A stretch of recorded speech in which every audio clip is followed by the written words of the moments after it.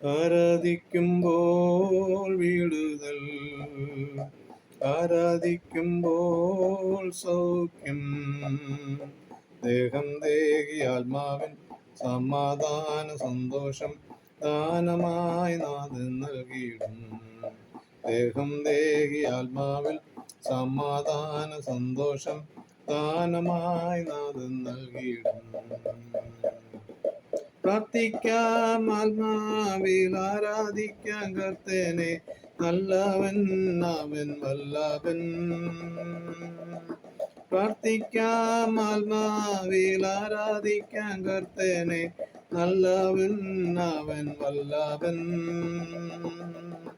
വീടുതൽ എന്നും പ്രാപിക്കാം, വീടുതൽ എന്നും പ്രാപിക്കാം.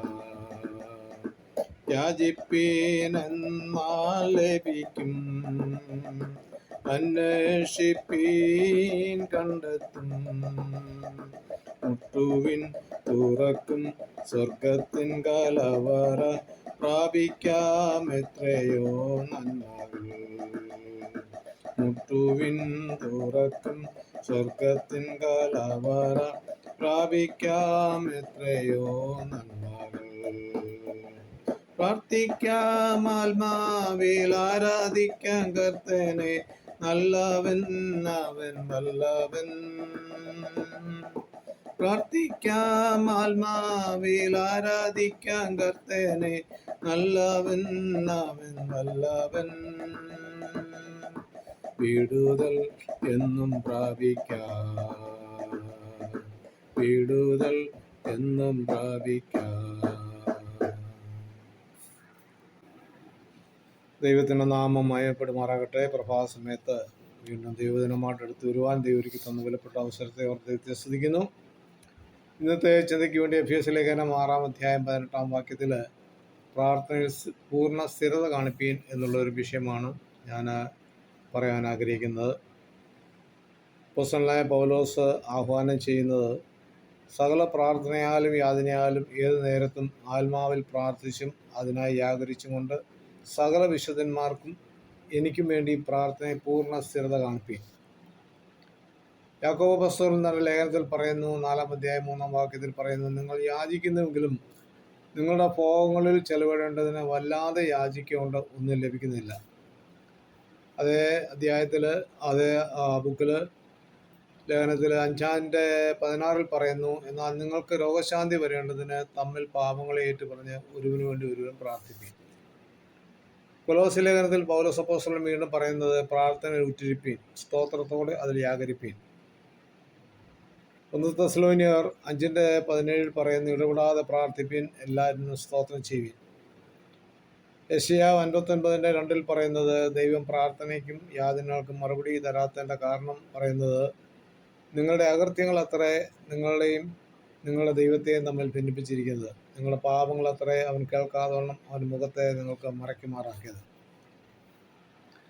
മത്തായിയുടെ സുവിശേഷം 7-ാം അധ്യായം 11 പറയുന്നത് നിങ്ങളുടെ പിതാവ് തന്നോട് യാചിക്കുന്നവർക്ക് എത്ര നന്മ അധികം കൊടുക്കും.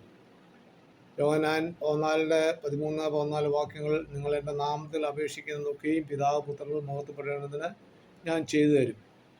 ഞാൻ ഇത്രയും തിരുവഴുത്തിലെ വാക്യങ്ങൾ എടുത്ത് പറഞ്ഞതിൻ്റെ ഉദ്ദേശം നമ്മൾ പലപ്പോഴും ഉയർന്നു വരാറുള്ള ചിന്തയും സംശയമാണ്, ദൈവം എന്താണ് എൻ്റെ പ്രാർത്ഥനയ്ക്ക് മറുപടി തരാത്തത്.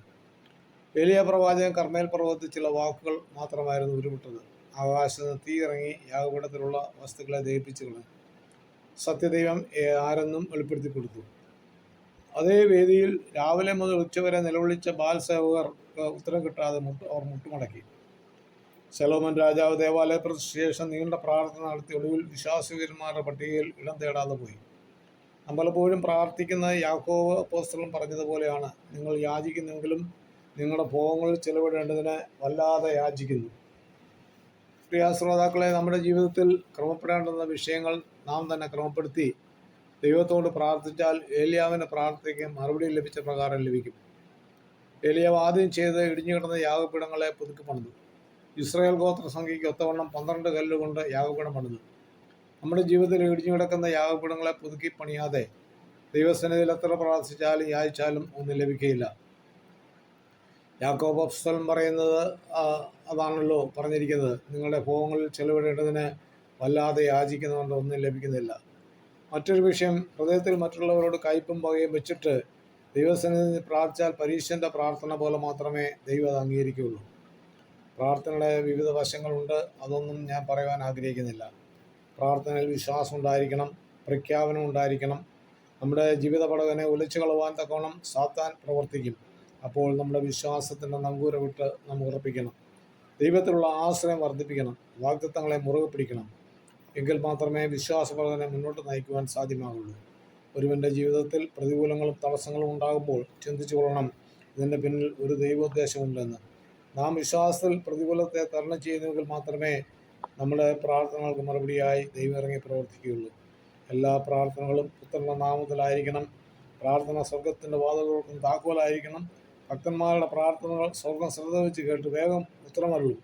പ്രാർത്ഥനയ്ക്കുള്ള 3 തരത്തിലുള്ള മറുപടിയാണ് ദൈവത്തിന് നമുക്ക് ലഭിക്കുന്നത്. 1, ഇല്ല അല്ലെങ്കിൽ നോ. 2, ആ പ്രാർത്ഥനയ്ക്ക് ഇൻസ്റ്റൻ്റ് മറുപടി ലഭിക്കും. 3, വെയിറ്റ്. അതിനാൽ ദൈവം അടിയന്തരമായി ഇറങ്ങി പ്രവർത്തിപ്പാൻ ശ്രദ്ധയോട് നമ്മൾ പ്രാർത്ഥിച്ചാൽ ദൈവം അതിന്മേൽ പ്രവർത്തിക്കും. അതിനുവേണ്ടി ഈ ചെറിയ ചിന്ത നമ്മുടെ എല്ലാവരുടെയും ജീവിതത്തിൽ അനുഗ്രഹമായി തീരട്ടെ. പ്രാർത്ഥിപ്പാൻ നമുക്ക് ദൈവസന്നിധി മുട്ടുമടക്കാം. ദൈവമായ കർത്താവ് നമ്മളെ അനുഗ്രഹിക്കുമാറാകട്ടെ.